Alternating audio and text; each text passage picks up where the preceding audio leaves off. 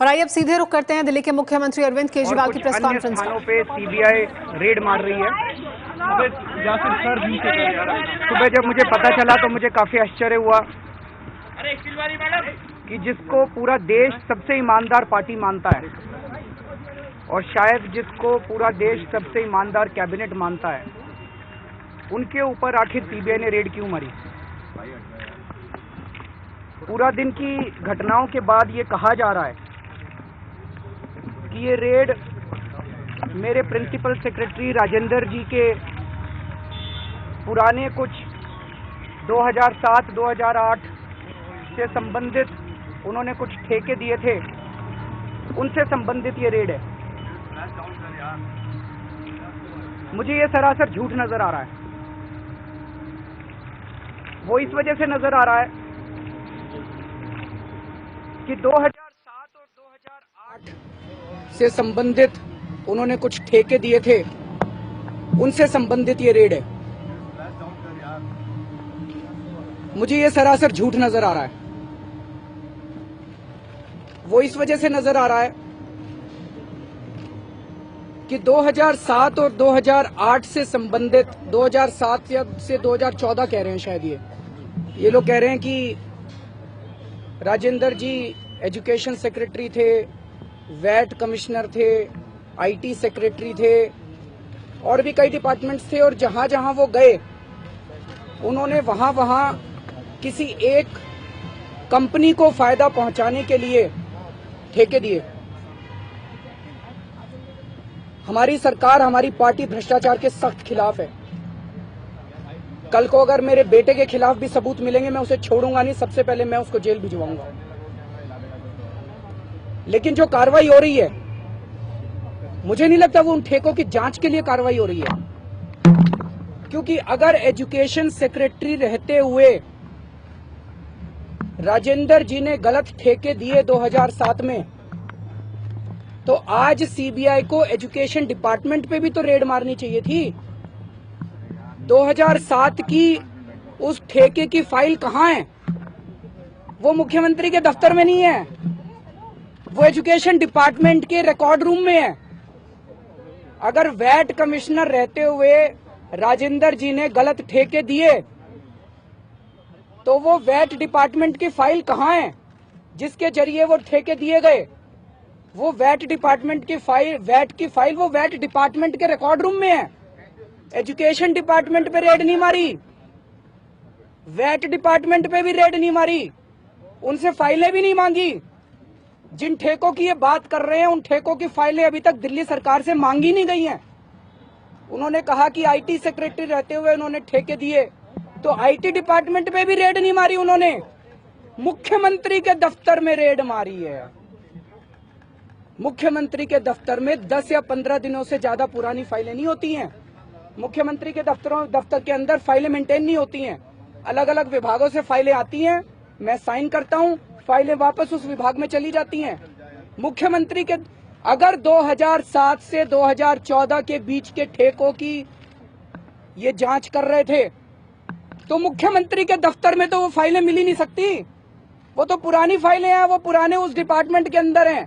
तो मुख्यमंत्री के दफ्तर के अंदर वो कौन सी फाइलें ढूंढ रहे थे? पहली चीज तो इसका मतलब इनकी मंशा पुराने ठेकों को जांच करने की नहीं है। जितनी जगहों पे इन्होंने वो मारे हैं, वहां वो पुराने ठेके नहीं मिलने वाले। पुराने ठेके जो जिनकी ये कह रहे हैं हम जांच कर रहे हैं, वो एजुकेशन डिपार्टमेंट में है फाइल में, वो वहां पे वैट डिपार्टमेंट में, आईटी डिपार्टमेंट के अंदर है। दूसरी चीज, अगर ये वो ठेके दिए गए थे तो सरकार के अंदर ठेके एक आदमी नहीं देता, नीचे से फाइल चलती है, उसके ऊपर डिप्टी सेक्रेटरी साइन करता है, स्पेशल सेक्रेटरी साइन करता है, फिर सेक्रेटरी साइन करता है, फिर मंत्री भी साइन करता है। उनको क्यों नहीं रेड मारी? उनसे भी तो पूछताछ होनी चाहिए। जो उस वक्त के डिप्टी सेक्रेटरी थे, उस वक्त के स्पेशल सेक्रेटरी थे, उस वक्त के मंत्री थे शीला जी की कैबिनेट के अंदर, जो भी उस टाइम का एजुकेशन मिनिस्टर था, जो भी उस टाइम का फाइनेंस मिनिस्टर था, जो भी उस टाइम का आईटी मिनिस्टर था, उसके यहाँ रेड नहीं मारी। उससे नहीं पूछा कि भाई साहब आपके समय में ये राजेंद्र जी ठेके दे रहे थे, आप क्या कर रहे थे? उनके भी तो फाइल होंगे साइनों पे, उनके भी तो साइन होंगे फाइलों पे। उनके यहाँ रेड नहीं मारी, उनके यहाँ रेड नहीं मारी। मंत्रियों के, शीला दीक्षित जी की कैबिनेट के जो मंत्री थे, जिन्होंने मान लो ठेके गलत दिए गए थे, गलत दिए, फांसी पे टांग दो, सबको टांग दो। शीला जी के मंत्रियों के साथ आपकी क्या दोस्ती है? अगर ठेके गलत है, उनको क्यों नहीं किया? उस वक्त का स्पेशल सेक्रेटरी, डिप्टी सेक्रेटरी, फलाना सेक्रेटरी, ढिमका सेक्रेटरी, वो उसको क्यों नहीं किया? मकसद उन ठेकों की जांच करने का नहीं है, मकसद केजरीवाल है। राजेंद्र तो सिर्फ बहाना है, केजरीवाल निशाना है। तो आज वो क्या कर रहे थे? सुबह से सीबीआई आके मेरे दफ्तर के अंदर सारी फाइलें जांच कर रही है, सारी फाइलें, पिछले 10-15 दिन की फाइलें आई हुई हैं जिनको मुझे साइन करना है, वो सारी एक एक फाइल खोल खोल के देख रही है। क्यों देख रही है? सीबीआई आज मेरे दफ्तर में क्यों आई है? कौन सी फाइल ढूंढ रही है? ये मेरे को बताना अब जरूरी हो गया है। कौन सी फाइल ढूंढने के लिए आए हैं सीबीआई वाले? ये फाइल है डीडीसीए की फाइल, जिसके अंदर अरुण जेटली फंस रहे हैं। अरुण जेटली पिछले कई सालों से प्रेसिडेंट है डीडीसीए के, और डीडीसीए के अंदर जितना भ्रष्टाचार हुआ है अरुण जेटली के रहते हुए, उसकी मैंने जांच कमेटी बिठाई थी, उसकी रिपोर्ट आ गई है, और उसके ऊपर अब कमीशन ऑफ इंक्वायरी बैठने वाला था, जिसकी फाइल मेरे दफ्तर के अंदर है। उनको अरुण जेटली जी की फाइल ढूंढने के लिए आए थे ये।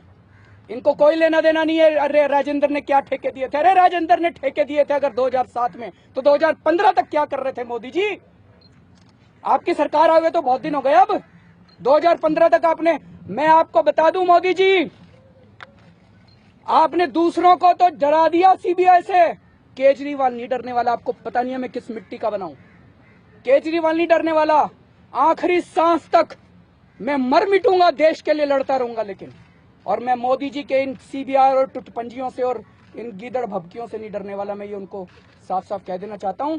जहां तक कहना शब्दों का चयन ठीक से नहीं किया, अरे तुम्हारे तो कर्म फूटे हैं, मेरे तो शब्द खराब होंगे। मैं तो गांव का सिवानी में पैदा हुआ था, एक हिसार के पास एक गांव है मेरा, हो सकता है मेरे शब्द खराब हो। तुम्हारे तो कर्म खराब हैं। तुम अपने कुकर्मों की माफी मांगो देश से, मैं अपने शब्दों की माफी मांगूंगा देश से। तो बहुत ही तगड़ा हमला यहां पर किया उन्होंने प्रधानमंत्री नरेंद्र मोदी पर कि मेरे तो शब्द खराब हैं, तुम्हारे कर्म फूटे हैं। उनका यह कहना है कि 2007 की फाइल सीएम के दफ्तर में नहीं है। सीधा हमला अरुण जेटली पर बोला है कि दरअसल सीबीआई आई थी अरुण जेटली की डीडीसीए की फाइल जांचने। सीधा हमला अरुण जेटली के ऊपर। मैं मोदी से नहीं डरने वाला, मेरे तो सिर्फ शब्द खराब हैं, तुम्हारे तो कर्म फूटे हैं। तो केजरीवाल के उग्र तेवर, उन्होंने इस हमले में अरुण जेटली, वित्त मंत्री अरुण जेटली को लपेट लिया है। अरुण जेटली डीडीसीए की से जुड़ी फाइल्स की जांच करने आए हैं। शिक्षा विभाग, यानी कि जिस मुद्दे की वो जांच करने आई थी सीबीआई, उसको लेकर तो किसी फाइल की मांग तक सीबीआई ने नहीं कहा है की है। तो राजेंद्र तो सिर्फ बहाना है, असल निशाना केजरीवाल हैं। तो वित्त मंत्री अरुण जेटली और प्रधानमंत्री नरेंद्र मोदी पर बहुत ही कड़ा हमला यहां पर दिल्ली के मुख्यमंत्री अरविंद केजरीवाल का कि तुम्हें यह नहीं मालूम कि मैं किस मिट्टी का बना हूं, मैं तुमसे डरना नहीं वाला। हम सीधे रुख करना चाहेंगे संबित पात्रा का। संबित पात्रा मेरे साथ टेलीफोन लाइन पर जुड़ रहे हैं। संबित, सीधा हमला उन्होंने वित्त मंत्री अरुण जेटली पर किया है कि दरअसल डीडीसीए की फाइल सीबीआई ढूंढने आई थी। आपकी प्रतिक्रिया संबित? देखिए, पहली बात तो है, मैं ऐसे लाइव सुन रहा था, मुझे विश्वास नहीं हुआ कि एक इलेक्टेड चीफ मिनिस्टर इस प्रकार की भाषा का प्रयोग कर सकता है। तटपुंजिए और न जाने क्या क्या इन्होंने कहा है। पहली बार, जितने वर्षों से हम राजनीति में हैं, पहली बार ऐसे भाषा का प्रयोग हम देख रहे हैं। और देखिए, सीबीआई अपना काम कर रही है, मगर जिस प्रकार की बौखलाहट हम आज पूरे आम आदमी पार्टी में देख रहे हैं, ये समझ में नहीं आ रहा है कि Arvind Kejriwal is equal to Rajendra Kumar है क्या? ये दोनों एक ही है क्या? ऐसा लग रहा है मानो अगर राजेंद्र कुमार ने किसी प्रकार की गलतियां की हैं, अगर उनकी फाइलों के ऊपर उनके ठीक है संबित, आपने यही बात थोड़ी देर पहले हमारे कार्यक्रम में दोहराई थी। उनका यह भी कहना था कि आपने संबंधित डिपार्टमेंट्स जिस पे जांच होनी चाहिए थी उसकी तो फाइल मांगी नहीं है।